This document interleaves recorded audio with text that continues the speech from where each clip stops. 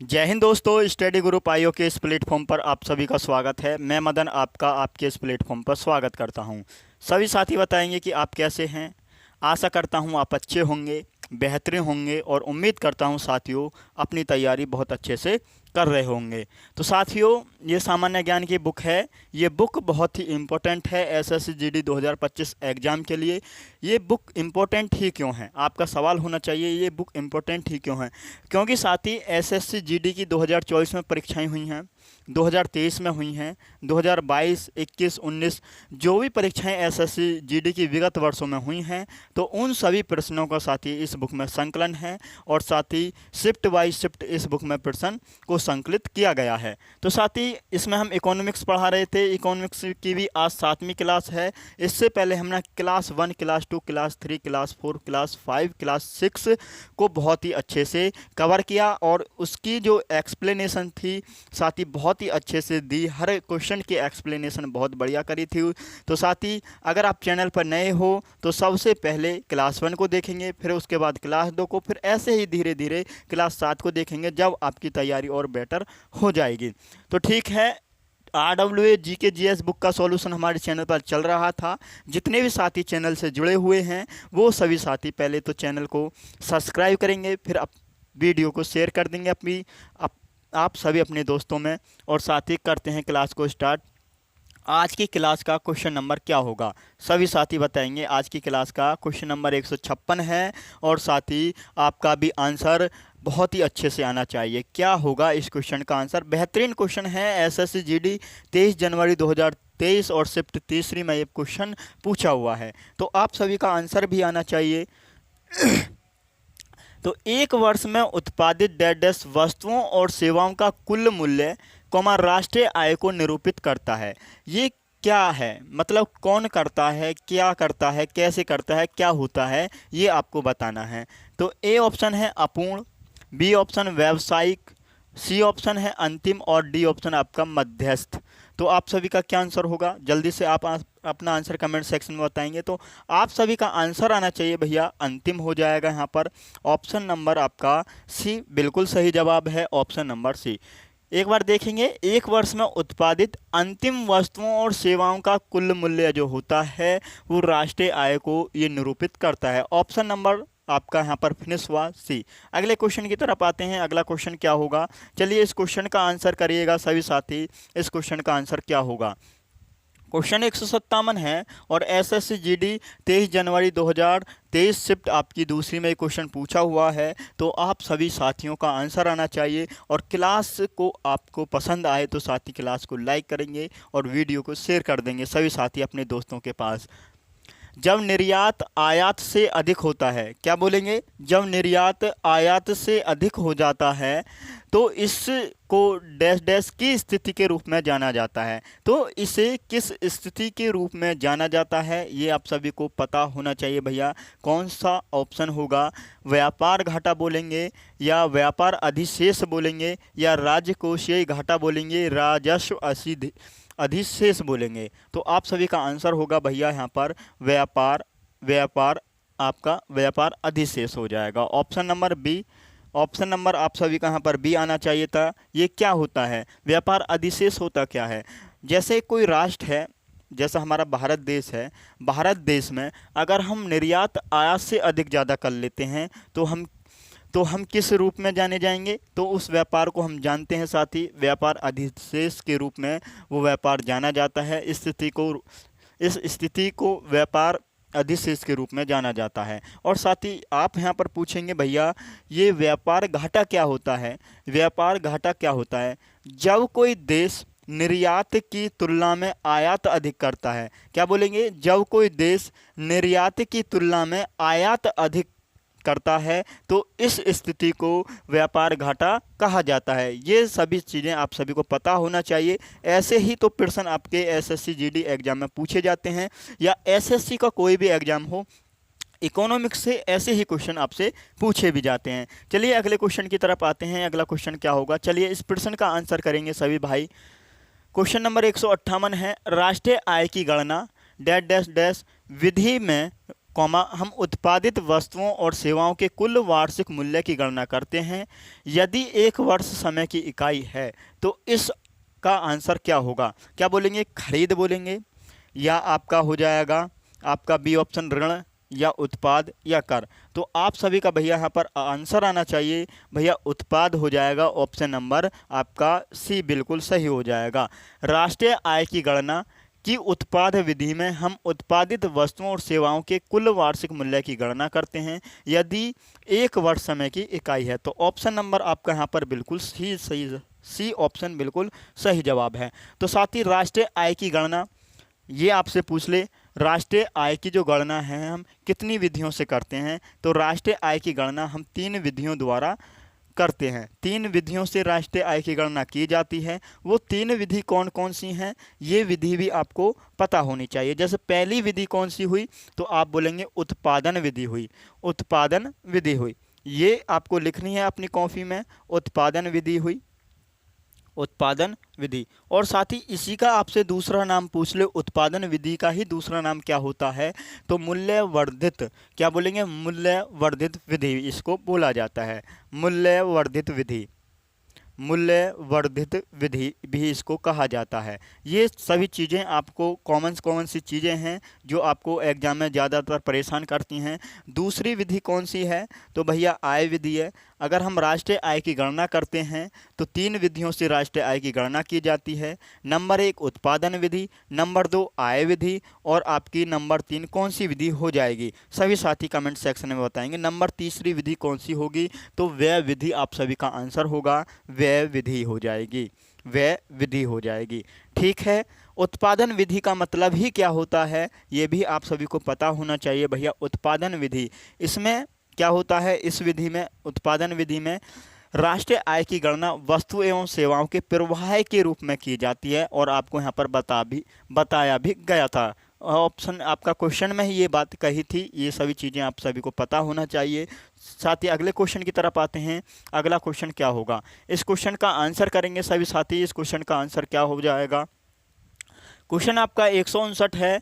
Dash dash dash देशों के केंद्रीय बैंकों द्वारा धारित विदेशी मुद्रा परिसंपत्तियां हैं। ये जो विदेशी मुद्रा हैं ये कैसी संपत्तियां हैं ये आप सभी से पूछा है। ये क्वेश्चन है एसएससी जीडी आपका 24 जनवरी 2023 शिफ्ट आपकी दूसरी में क्वेश्चन पूछा हुआ है। तो आप सभी साथियों का क्या आंसर होगा? जल्दी से अपना आंसर कमेंट सेक्शन में करेंगे। ए ऑप्शन है स्थानीय विनिमय, बी ऑप्शन है दर विनिमय, सी ऑप्शन है साख नियंत्रण, और डी ऑप्शन है विदेशी मुद्रा रिजर्व। विदेशी मुद्रा रिजर्व। तो आप सभी का आंसर होगा भैया विदेशी मुद्रा reserve. Option number D, option number D यहाँ पर आप सभी का आंसर हो जाएगा। और साथ ही विदेशी मुद्रा रिजर्व जो है इसकी बात करते हैं तो भारत में विदेशी मुद्रा भंडार में निम्न को किसे शामिल किया जाता है? भारत में विदेशी मुद्रा भंडार में निम्न को किस किस को शामिल किया जाता है? निम्न में से किस किस को शामिल किया जाता है? तो भारत की बात करते हैं। भारत में एक क्वेश्चन यहाँ से बेहतरीन बनता है। भारत में विदेशी मुद्रा भंडार में, भारत में विदेशी मुद्रा भंडार में,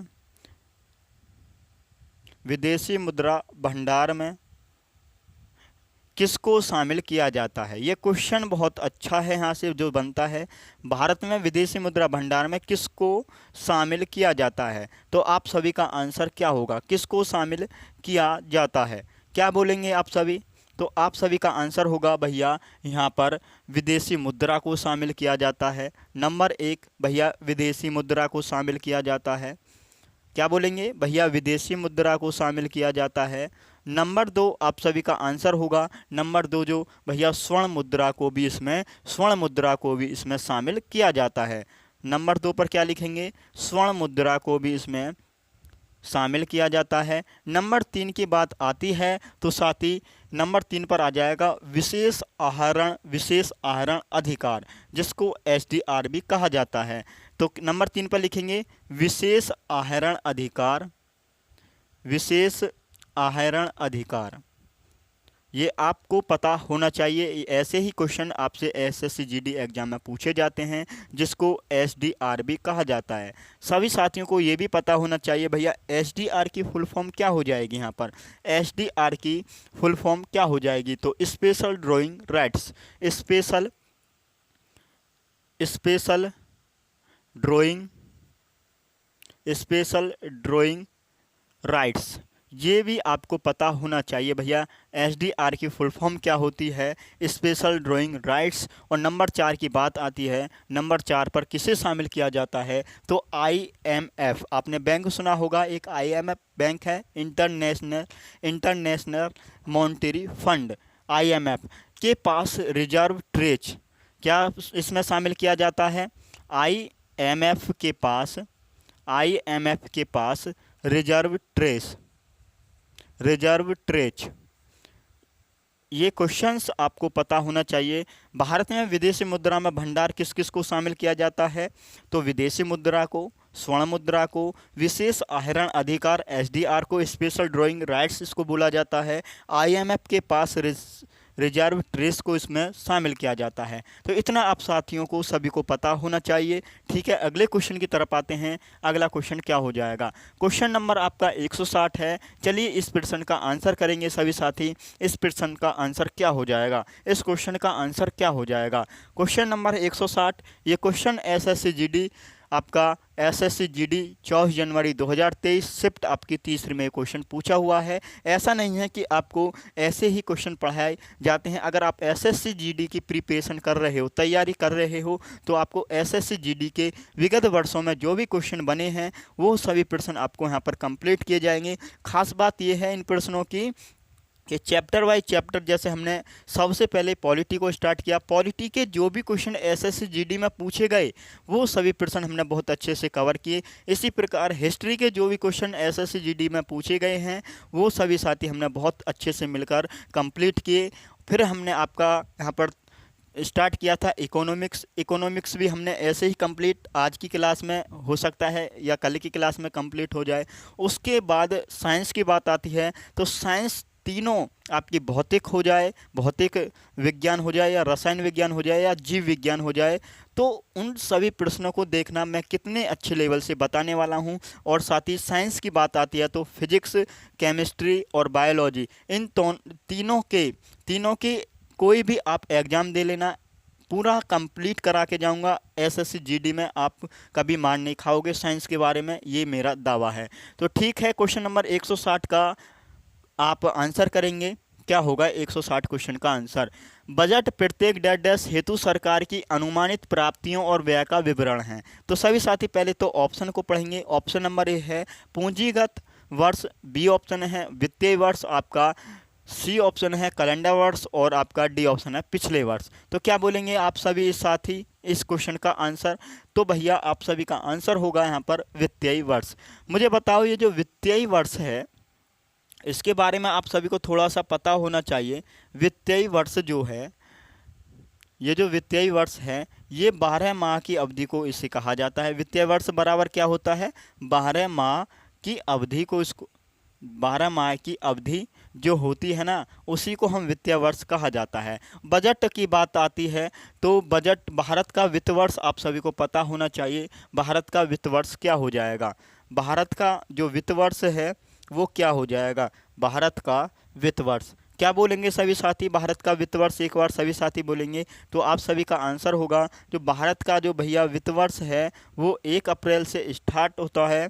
कब से स्टार्ट होता है, 1 अप्रैल से स्टार्ट होता है और 31 मार्च तक भारत का वित्त वर्ष रहता है। ये वित्त वर्ष आप सभी को पता होना चाहिए, 1 अप्रैल से स्टार्ट होता है और 31 मार्च तक ये रहता है। यहीं पर बात आती है भैया आरबीआई का वित्त वर्ष क्या है, आरबीआई का वित्त वर्ष बताएंगे तो मुझे आप सभी का आंसर आना चाहिए भैया। तो क्या बोलेंगे, आरबीआई का जो वित्त वर्ष है तो वो भी 1 अप्रैल से, वो भी भैया 1 अप्रैल से 31 मार्च तक का है, 31 मार्च तक का है, 1 अप्रैल से 31 मार्च तक का है। लेकिन आरबीआई का ये वर्तमान में वित्त वर्ष है, लेकिन पहले की बात कर ले, आरबीआई का पहले 2020 की बात करते हैं, 2020 में आरबीआई का वित्त वर्ष क्या था, तो आरबीआई का वित्त वर्ष क्या था? तो आप सभी का आंसर होगा भैया 1 जुलाई से 31 जून था। 1 जुलाई से 31 जून तक का आरबीआई का वित्त वर्ष था। ये क्वेश्चंस आपसे ऐसे ही तो एग्जाम में फंसाने वाले क्वेश्चन पूछे जाते हैं, तो इस प्रकार आपको ये चीज़ें पता होना चाहिए। ठीक है, अगले क्वेश्चन की तरफ आते हैं। अगला क्वेश्चन क्या हो जाएगा? अगला क्वेश्चन क्या हो जाएगा? अगले क्वेश्चन का आंसर क्या करेंगे सभी साथी? क्वेश्चन नंबर आपका 161 है। आरबीआई के निम्नलिखित मौद्रिक लिखतों में से कौन सा प्रकृति में गुणात्मक है? गुणात्मक है। तो पहले तो आपको क्वेश्चन ही पता होना चाहिए, क्वेश्चन आपको समझ में आना चाहिए, फिर उसके बाद अपना आंसर कमेंट सेक्शन में बताएंगे। आरक्षित नगद अनुपात, या मोरल सुवेशन, या खुला बाजार कार्रवाई, या बैंक दर। तो क्या बोलेंगे आप सभी? चारों ऑप्शन को आपने बहुत ध्यान से पढ़ा और फिर अपना आंसर कमेंट सेक्शन में देंगे। तो क्या बोलेंगे? 161 का प्रश्न का आंसर हो जाएगा moral suasion. Moral suasion option number B आपका यहाँ पर बिल्कुल सही जवाब है। चलिए अगले क्वेश्चन की तरफ आते हैं। अगला क्वेश्चन क्या होगा? अगला क्वेश्चन है राष्ट्रीय कृषि और ग्रामीण विकास बैंक। राष्ट्रीय कृषि और ग्रामीण विकास बैंक, इसको क्या बोला जाता है? नाबार्ड। नाबार्ड पूर्ण रूप से डैश डैश के स्वामित्व में है। नाबार्ड ये किसके पूर्ण रूप से स्वामित्व में है? तो क्या बोलेंगे? भारतीय स्टेट बैंक, भारतीय रिजर्व बैंक, या भारतीय प्रतिभूति और विनिमय बोर्ड, या भारत सरकार। तो ये किसके स्वामित्व में है नाबार्ड जो है? तो क्या बोलेंगे आप सभी? आप सभी का आंसर होगा भैया, आप सभी का आंसर होगा भारत सरकार के स्वामित्व में है। बात आई है यहाँ से नाबार्ड। सभी साथियों को ये भी पता होना चाहिए नाबार्ड की स्थापना कब हुई? नाबार्ड की स्थापना कब हुई? और नाबार्ड को भाई हिंदी में जो कहा जाता है ना, राष्ट्रीय कृषि और ग्रामीण विकास बैंक के नाम से इसे जाना जाता है, ये आप सभी को पता होना चाहिए। नाबार्ड की फुल फॉर्म क्या होती है? ये एग्जाम में पूछ ले। बैंक नेशनल, ये फुल फॉर्म आप सभी को पता होना चाहिए।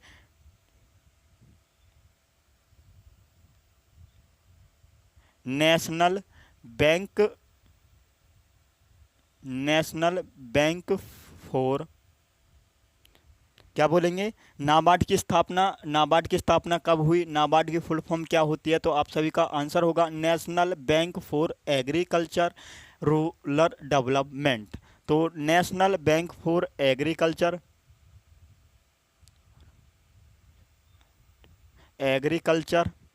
Rural development.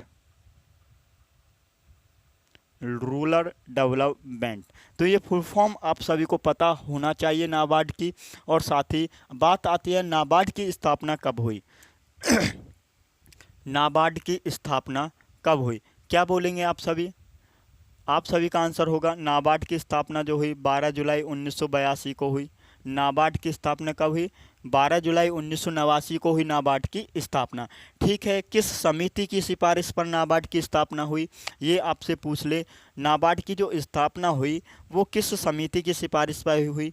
तो आप सभी का आंसर होगा भैया शिवरामन समिति की सिफारिश पर। किस समिति की सिफारिश पर?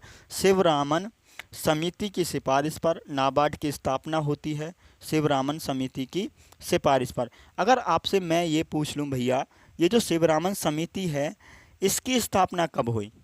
ये जो शिवरामन समिति है इसकी स्थापना कब हुई? तो आप सभी का क्या आंसर होगा? तो आप सभी का आंसर आना चाहिए भैया 30 मार्च 1979 को। 30 मार्च 1979 को शिवरामन समिति की स्थापना हुई। शिवरामन समिति की स्थापना आपसे पूछ ले एग्जाम में, तो 30 मार्च 1979 को शिवरामन समिति की स्थापना हुई। और साथ ही यहाँ से और क्या आंसर, क्या क्वेश्चन बन सकता है? तो आप सभी का आंसर होगा भैया यहाँ पर नाबार्ड के वर्तमान में अध्यक्ष कौन है?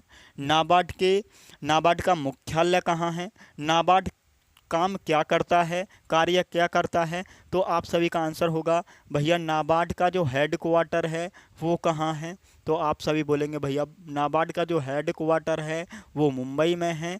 और साथ ही नाबार्ड के वर्तमान में जो अध्यक्ष हैं वो कौन है? नाबार्ड के वर्तमान में अध्यक्ष कौन है? तो आप सभी का क्या आंसर होगा? साजी केवी जो हैं, साजी केवी ये नाबार्ड के वर्तमान में अध्यक्ष हैं। और साथ ही नाबार्ड कार्य क्या करता है, नाबार्ड का कार्य क्या है, तो आप सभी का आंसर आना चाहिए भैया।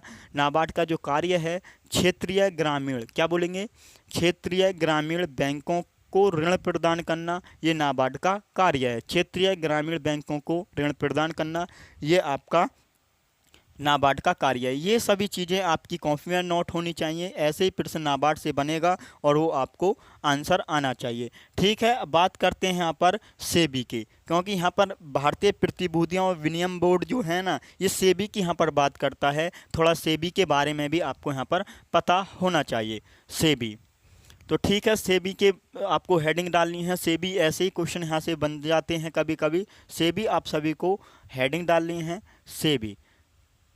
अब बात आती है भैया सेबी की स्थापना कब हुई, सेबी की फुल फॉर्म क्या होती है। तो सबसे पहले सेबी की फुल फॉर्म आपको पता होना चाहिए, securities exchange board of India.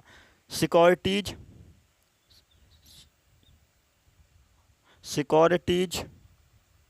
Exchange securities exchange board of India, board of India, ये फुल फॉर्म सेबी की आप सभी को पता होना चाहिए। बात आती है सेबी की स्थापना कब हुई, सेबी की स्थापना कब हुई, सेबी का हेडक्वार्टर कहाँ है, ये आपको पता होना चाहिए। तो सेबी की स्थापना 12 अप्रैल 1988 को होती है, गलती आपको करनी नहीं है।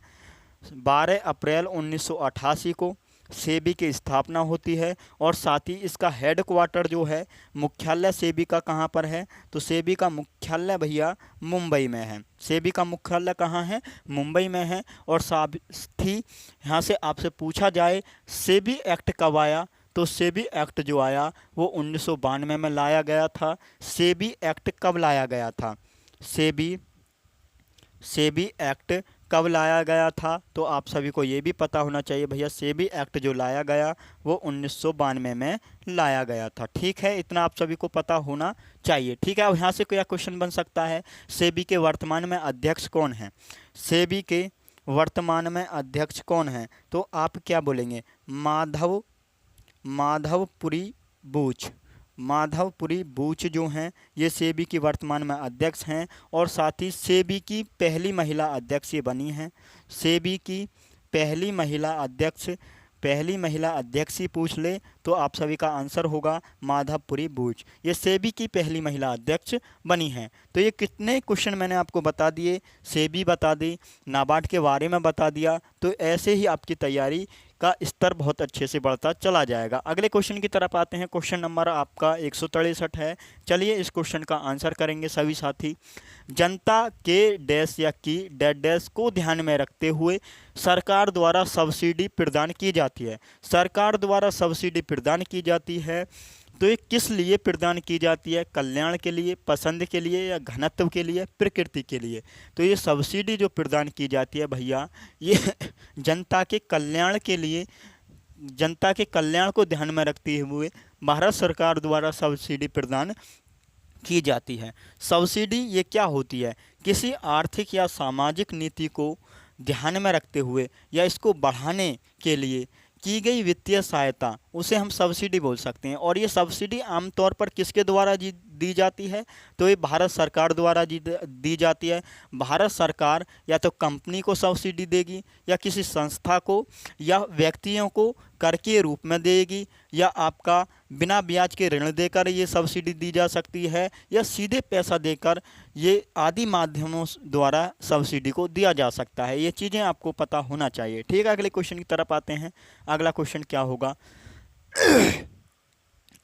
क्वेश्चन नंबर आपका 164 है। निवल निर्यात बराबर क्या होता है, निवल निर्यात बराबर होता है कुल निर्यात माइनस, कुल निर्यात माइनस, और इसमें से क्या घटाया जाए, तो आप सभी बोलेंगे इसमें से कुल आय को घटा दिया जाए, या कुल आयात को घटा दिया जाए, या आपका कुल ब्याज को घटा दिया जाए, या कुल राजस्व को घटा दिया जाए। तो आप सभी का आंसर होगा निवल निर्यात बराबर जो होता है वो कुल निर्यात माइनस कुल आयात के बराबर होता है।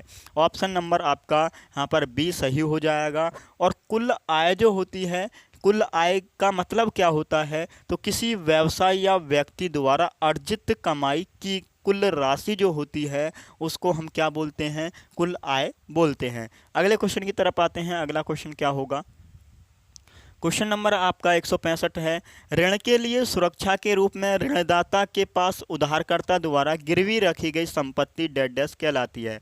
क्या बोलेंगे, जैसे आप किसी को अपनी कोई वस्तु गिरवी रखते हो, उसके द्वारा और संपत्ति जो दी जाती है उसको हम क्या बोलते हैं। एक बार क्वेश्चन को ध्यान से पढ़ना है। ऋण के लिए हमें कोई ऋण की ज़रूरत है और अपनी सुरक्षा के रूप में हम ऋण लेते हैं, और अपनी सुरक्षा के रूप में ऋणदाता जो देने वाला होता है और उधारकर्ता द्वारा रखी गई संपत्ति डेट डैश कहलाती है।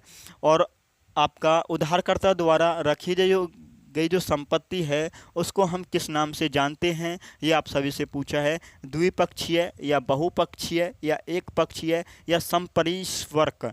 तो क्या बोलेंगे, समपरिवर्क आप सभी का आंसर आना चाहिए यहाँ पर, समपरिवर्क हो जाएगा। आपको ऐसे क्वेश्चन एसएससी में देखने को मिलते हैं, तो आपसे गलती होने के ज़्यादा से ज़्यादा चांस यहाँ पर बनते हैं। ठीक है, ऑप्शन नंबर आपका डी यहाँ पर बिल्कुल सही है।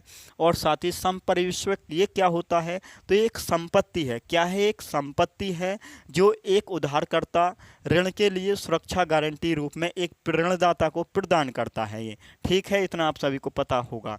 अगले क्वेश्चन की तरफ आते हैं। अगला क्वेश्चन क्या है, क्वेश्चन नंबर आपका 166 है। 166 है। डेट डैश का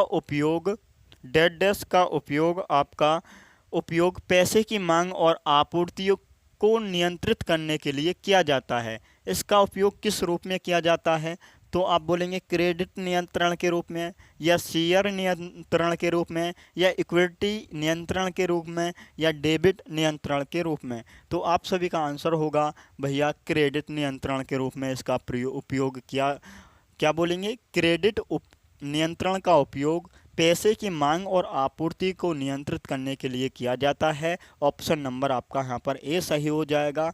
और क्रेडिट नियंत्रण जो है इसका उपयोग हम क्यों करते हैं, धन की मांग और आपूर्ति को नियंत्रण के रूप में नियंत्रित करने के लिए इसका उपयोग किया जाता है। अगले क्वेश्चन की तरफ आते हैं। अगला क्वेश्चन क्या होगा, क्वेश्चन नंबर आपका 167 है। भारत में औद्योगिक नीति संकल्प पहली बार डेट डैश में पारित किया गया था। ये औद्योगिक नीति संकल्प भारत में कब पारित किया गया, ये आपसे पूछा है। तो आप सभी का आंसर क्या होगा, जल्दी से अपना आंसर दीजिएगा कमेंट सेक्शन में। ऑप्शन नंबर ए 1946, 1947 या 1948 या 1949। तो आप सभी का आंसर होगा भैया 1948। 1948 औद्योगिक नीति संकल्प हुआ था। पहली बार कब हुआ था, तो वो 1948 में हुआ था। इतना आप सभी ने जाना। और साथ ही ये कहाँ हुआ था, इसमें क्या कहा गया था, ये आपसे पूछ ले तो भैया ये पहली संकल्प औद्योगिक नीति की घोषणा की गई थी 1948 में। और इसमें कहा गया भारत एक मिश्रित आर्थिक मॉडल बनाने जा रहा है। भारत एक मिश्रित आर्थिक मॉडल बनाने जा रहा है। ये पहली औद्योगिक नीति संकल्प में पहली बार ये कहा गया था। और एक बात यहाँ से क्वेश्चन पूछा जाता है, उद्योग या विकास या विनिमय अधिनियम कब आया था, तो आप सभी का आंसर होगा विकास या विनिमय अधिनियम या उद्योग अधिनियम इसको बोला जाता है। तो ये 1951 में पारित किया गया था। अगले क्वेश्चन की तरफ आते हैं। अगला क्वेश्चन क्या होगा, क्वेश्चन नंबर आपका 168 है। माइक्रो फाइनेंस संस्था डेट डैश की वित्तीय सेवाएं प्रदान करती है। ये कैसी वित्तीय प्रदान करती है, कैसी वित्तीय सेवाएं प्रदान करती है, तो उच्च आय वाले व्यक्तियों को करती है, या पूर्व सैनिकों को करती है, या कम आय वाले व्यक्तियों को करती है, या डी ऑप्शन अवैध आय वाले व्यक्तियों को करती है। तो माइक्रो फाइनेंस संस्था जो है कम आय वाले व्यक्तियों को वित्तीय सेवाएं प्रदान करती है। ये क्वेश्चन आप सभी को पता होना चाहिए। तो कम आय वाले व्यक्तियों को करती है ये। और ये क्वेश्चन एसएसजीडी 31 जनवरी 2023 शिफ्ट आपकी दूसरी में ये क्वेश्चन पूछा हुआ है। अगले क्वेश्चन की तरफ आते हैं। अगला क्वेश्चन क्या होगा, क्वेश्चन नंबर आपका 169 है। डैश खुदरा विक्रेताओं के लिए गोदाम में स्टॉक रखते हैं ताकि खुदरा विक्रेताओं को जब भी उनकी आवश्यकता हो उन्हें सामान उपलब्ध कराया जा सके। जैसे आपके गांव में परचूने की दुकान होती हैं, उनके पास सेल्समैन्स आते हैं, और जो सेल्समैन्स जो अपना सामान लेके आते हैं वो सीधा कहाँ से लेके आते हैं, सीधा कंपनी से लेके आते हैं। तो ये वही क्वेश्चन है, ऐसा क्वेश्चन आपसे पूछा है तो उन्हें सामान उपलब्ध कराया जा सके। वो कौन होते हैं? थोक विक्रेता होते हैं, या खरीदार होते हैं, या ग्राहक होते हैं, या विक्रेता होते हैं। तो आप सभी का आंसर होगा भैया वो थोक विक्रेता होते हैं। थोक विक्रेता ही तो सीधे भैया वहीं पर जाएगा जहाँ सामान बनता है, तो थोक विक्रेता होते हैं। ऑप्शन नंबर ए सही हो जाएगा। अगले क्वेश्चन की तरफ आते हैं। अगला क्वेश्चन है 170। विनिर्मित वस्तुओं का आयात व्यापार और वाणिज्य को डैश डैश है। फैलाता है, संकुचित करता है, या कम करता है, या कमज़ोर करता है।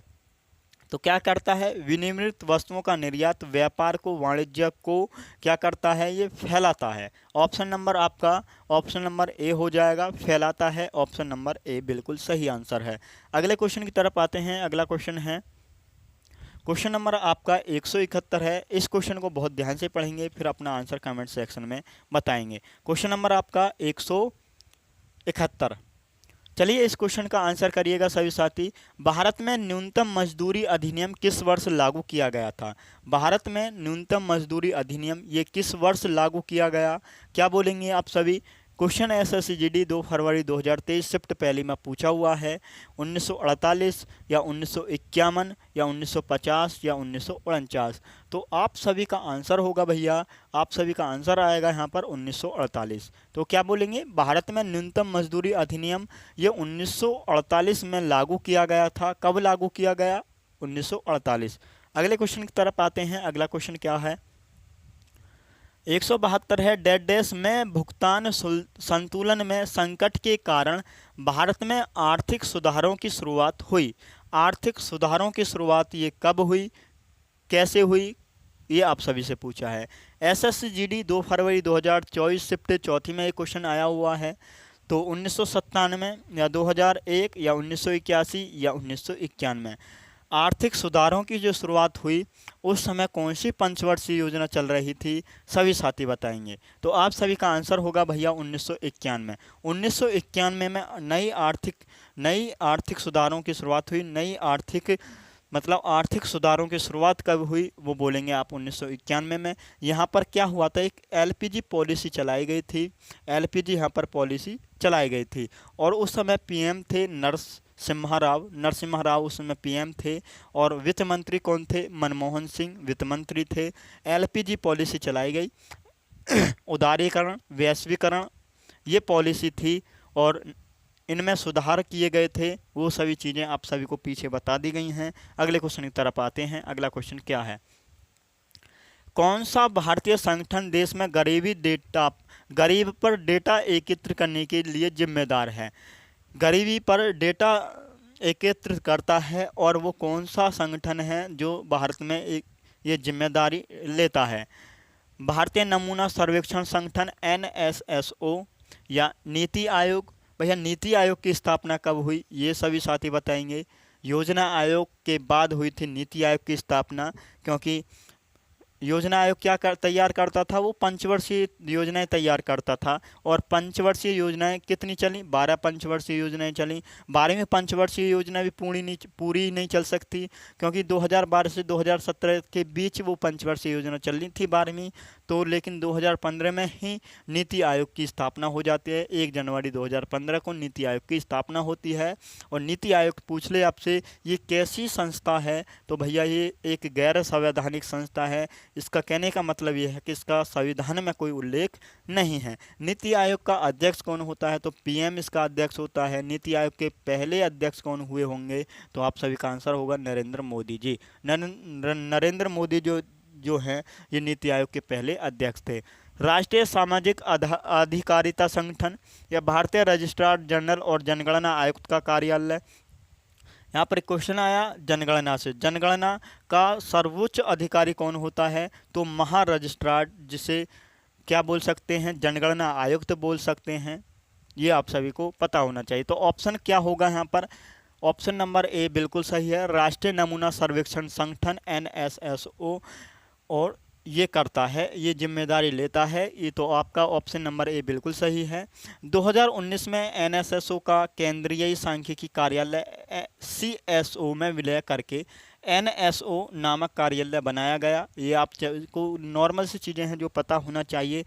और वर्तमान में गरीबी के आंकड़ों का जो संग्रह करता है वो राष्ट्रीय सांख्यिकी कार्यालय करता है, एनएसओ द्वारा किया जाता है, एनएसओ द्वारा किया जाता है। अगले क्वेश्चन की तरफ आते हैं। अगला क्वेश्चन क्या है, निम्नलिखित में से कौन सा अप्रत्यक्ष कर का उदाहरण है। अप्रत्यक्ष कर का उदाहरण कौन सा है। तो फर्मों के लिए निगम कर, ये प्रत्यक्ष कर है। उपहार कर भी ये प्रत्यक्ष कर है। संपत्ति कर ये प्रत्यक्ष कर है। तो यहाँ पर अप्रत्यक्ष कर कौन सा हुआ, तो आप सभी का आंसर होगा भैया जीएसटी जो है ये अप्रत्यक्ष कर है। जीएसटी की बात आई, जीएसटी के बारे में आप सभी को पता होना चाहिए। जीएसटी की फुल फॉर्म क्या होती है, goods and service tax. Goods and service tax इसकी फुल फॉर्म होती है। और साथ ही जीएसटी कैसा कर है, तो आप सभी को पता चल गया, जीएसटी अप्रत्यक्ष कर है। जीएसटी में दरें होती हैं। जीएसटी में दर कितनी प्रकार की होती है, कौन कौन सी दर होती हैं, 0%, 5%, 12%, 18% और 28% ये दर होती हैं। ये आप सभी को पता होना चाहिए। जीएसटी ये जो है जीएसटी आपकी, अगर जीएसटी की ही बात करते हैं, जीएसटी पेश कब किया गया था, तो आप सभी का आंसर होगा जीएसटी को जो पेश किया गया था वो 2014 में पेश किया गया था। 2014 में इसको पेश किया गया। लेकिन इसको जीएसटी को मंजूरी कब मिली, मंजूरी जीएसटी को कब मिली, तो 2016 में जीएसटी को मंजूरी मिली। जीएसटी लागू कब हुआ, जीएसटी लागू कब हुआ, तो 1 जुलाई 2017 को जीएसटी लागू हुआ। और साथ ही 1 जुलाई को हम कौन सा दिवस मनाते हैं, तो भैया सीए के तो मज़े आ गए, सीए के तो मज़े आ गए। क्यों आगे भाई, अब तो टैक्स सही वसूला जाएगा, तो सीए दिवस मनाया जाता है 1 जुलाई को। जीएसटी दिवस मनाया जाता है 1 जुलाई को। और साथ ही डॉक्टर्स डे भी मनाया जाता है। डॉक्टर्स डे कब मनाया जाता है, ये आपसे पूछ ले तो 1 जुलाई को डॉक्टर्स डे भी मनाया जाता है। मंजूरी मिल गई भैया, लागू भी हो गई जीएसटी। लेकिन पूछ ले भैया जीएसटी जो है ये कौन से मॉडल पर आधारित थी भारत में, तो आप सभी का आंसर होगा भैया कनाडा मॉडल पर ये आधारित थी। कनाडा मॉडल पर ये आधारित थी। और साथ ही जीएसटी से और क्या क्वेश्चन बन सकते हैं, तो आपसे यहाँ पर ये भी तो पूछा जा सकता है, जीएसटी कनाडा मॉडल पर आधारित थी, लेकिन किस समिति ने जीएसटी को लागू करने की सिफारिश की, किस समिति ने जीएसटी को लागू करने की सिफारिश की, तो आप सभी का आंसर होगा भैया केलकर समिति होगा। केलकर समिति ने जीएसटी को लागू करने की सिफारिश की थी, केलकर समिति ने। अब बात आती है भारत जीएसटी लागू करने वाला कौन से नंबर का देश बना है, तो भारत जीएसटी लागू करने वाला, भारत जीएसटी लागू करने वाला कौन से नंबर का देश बना है, तो आप सभी का आंसर होगा 161वां देश बना है। और भारत में सबसे पहले किस राज्य ने, यहाँ पर पूछ ले भारत में सबसे पहले किस राज्य ने जीएसटी को लागू किया, तो आप सभी का आंसर क्या होगा, असम ने लागू किया। पूछा जाता है विश्व में सबसे पहले जीएसटी को किस देश ने लागू किया, विश्व में जीएसटी को सबसे पहले किसने लागू किया, तो फ्रांस देश ने 1954 में जीएसटी को लागू किया गया था। तो विश्व में पूछ ले जीएसटी को सबसे पहले किसने लागू किया, तो फ्रांस ने लागू किया। एक क्वेश्चन यहाँ पर ये पूछा जाता है साथी, जीएसटी जो संग्रहालय है, ये जीएसटी संग्रहालय म्यूजियम कहाँ बन रहा है, म्यूजियम कहाँ बन रहा है, जीएसटी संग्रहालय कहाँ पर बन रहा है, तो आप सभी का आंसर होगा भैया गोवा में, गोवा में बन रहा है। और आपसे जीएसटी से और क्या क्वेश्चन बन सकता है, जीएसटी के ब्रांड एम्बेसडर कौन है, जीएसटी के ब्रांड एम्बेसडर कौन है, तो सभी साथी बताएंगे, तो आप सभी का आंसर होगा भैया अमिताभ बच्चन।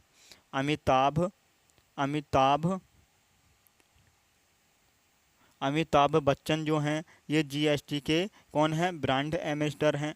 और साथ ही क्या क्वेश्चन बनेगा, जीएसटी के ब्रांड एम्बेसडर, यही क्वेश्चन जो आपसे एसएससी में पूछे जा सकते हैं, यही क्वेश्चन हैं जो आपसे अक्सर एग्जाम में पूछे जा सकते हैं जीएसटी के बारे में।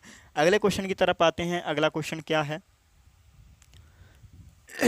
इस क्वेश्चन का आंसर करेंगे, एक लेखा वर्ष के दौरान घरेलू क्षेत्र के उत्पादित अंतिम माल और सेवाओं का कुल मूल्य कॉमा घरेलू आय कहलाती है?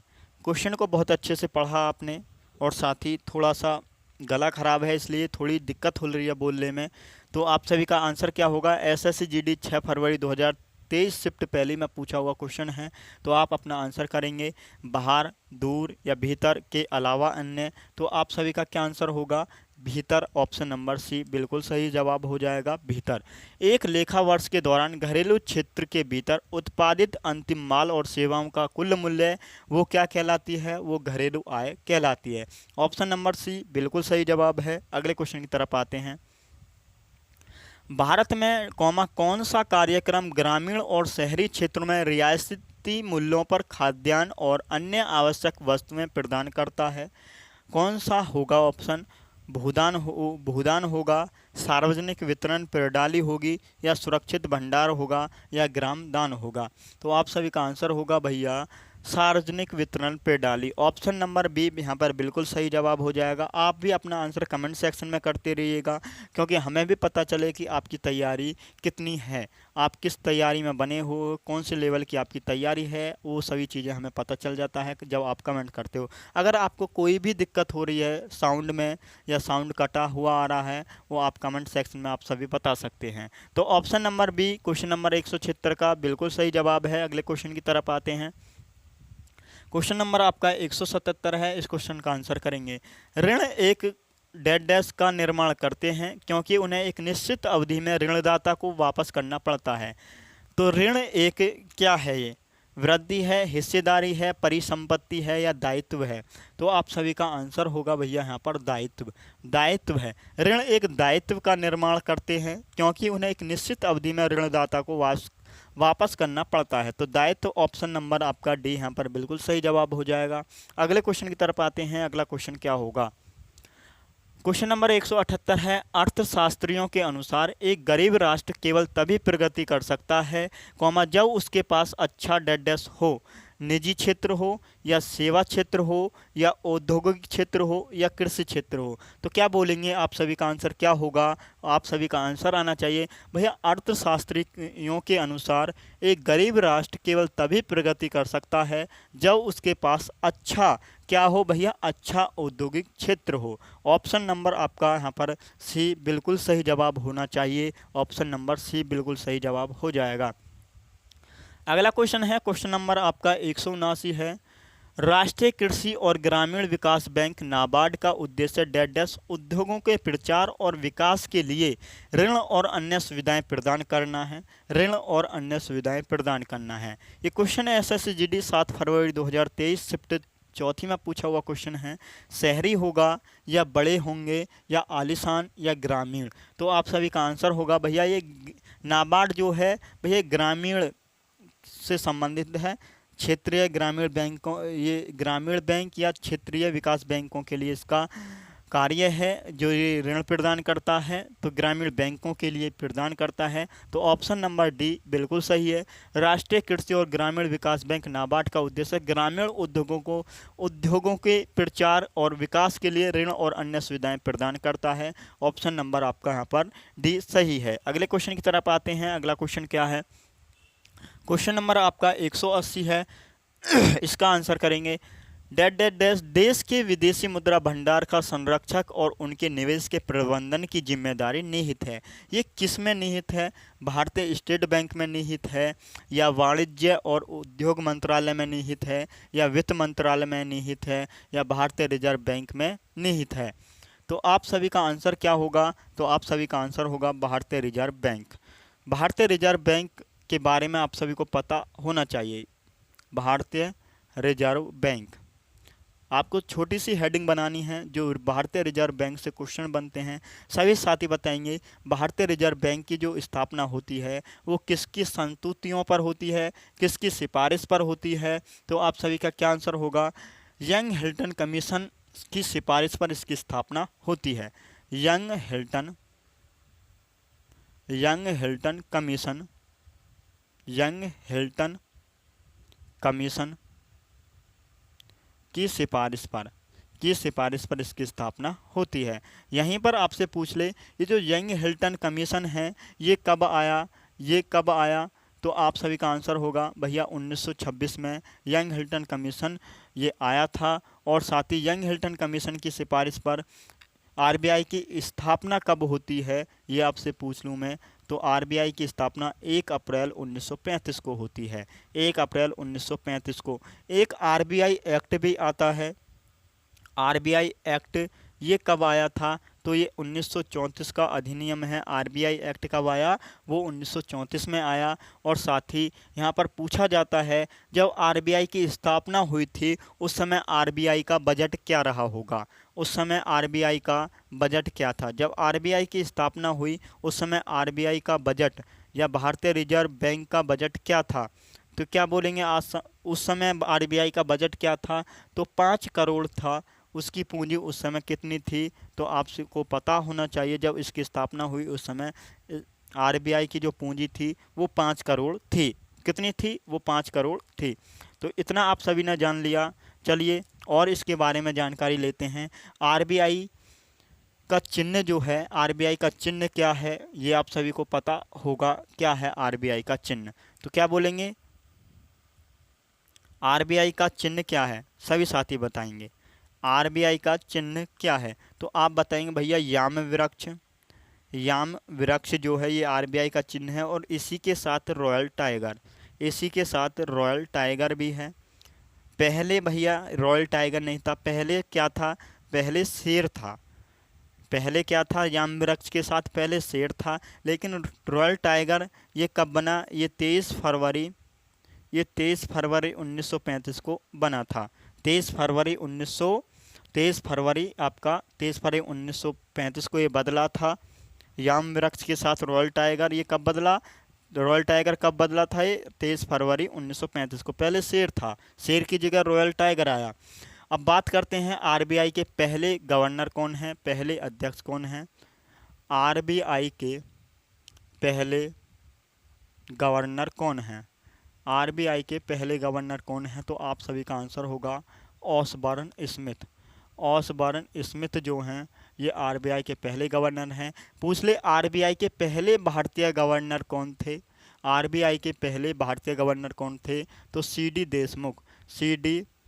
सीडी देशमुख जो हैं ये आरबीआई के पहले गवर्नर थे। इनका कार्यकाल 1943 से कब तक रहा, 1943 से 1999 तक, 1999 तक कहाँ, 1949 तक इनका कार्यकाल रहा। ठीक है, इतना आप सभी ने जाना।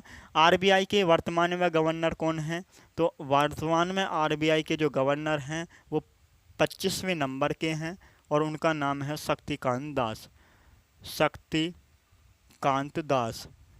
तो आरबीआई के वर्तमान में 25वें नंबर के गवर्नर हैं शक्तिकांत दास। इतने क्वेश्चंस आप सभी को पता होना चाहिए। अगले क्वेश्चन की तरफ आते हैं। अगला क्वेश्चन क्या हो जाएगा, अगला क्वेश्चन क्या हो जाएगा, ये क्या है भाई, क्वेश्चन नंबर 180 पर ही है यहाँ पर। चलिए अगले आगे देखते हैं आगे क्या है। आगे क्वेश्चन नंबर आपका 181 है, इसका आंसर करेंगे। क्वेश्चन नंबर आपका 181 का आंसर क्या हो जाएगा, क्वेश्चन नंबर 181 का आंसर क्या होगा, ये क्वेश्चन आप सभी को पता होना चाहिए। क्या आज की क्लास को यहीं पर रोक दें, तो ठीक है भैया, यहाँ पर थैंक यू आया था, थैंक यू आया था, आज की क्लास को यहीं पर रोक देते हैं, कोई थैंक यू पर ही।